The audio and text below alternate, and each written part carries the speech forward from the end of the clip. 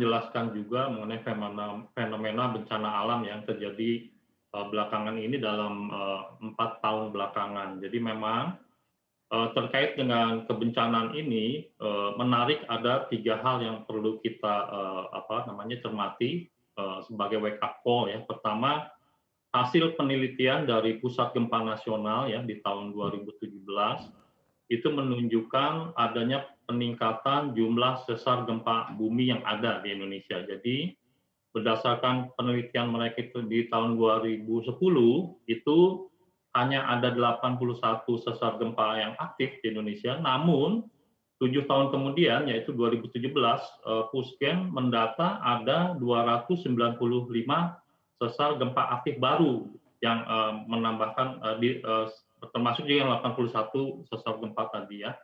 Jadi hal ini menandakan potensi gempa yang ada di Indonesia ini menjadi lebih besar kemungkinan terjadinya karena hampir 4 kali lipat dari tahun 2010 sebelumnya gitu ya. Kemudian juga penelitian menunjukkan bagian timur di Indonesia itu memiliki potensi kejadian bencana alam yang lebih besar dibandingkan bagian barat di Indonesia. Ini juga bisa kita rasakan ya di tahun 2018 di mana ada beberapa bencana gempa besar yaitu di Nusa Tenggara Barat dan di daerah Palu gitu ya.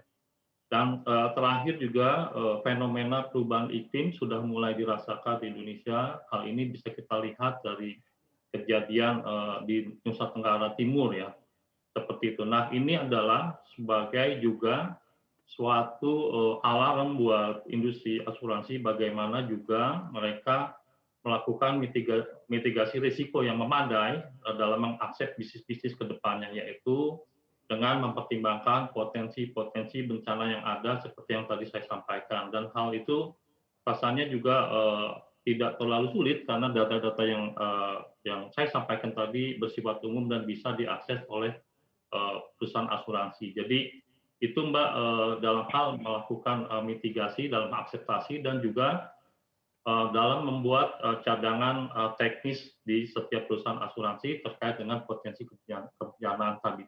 Terima kasih.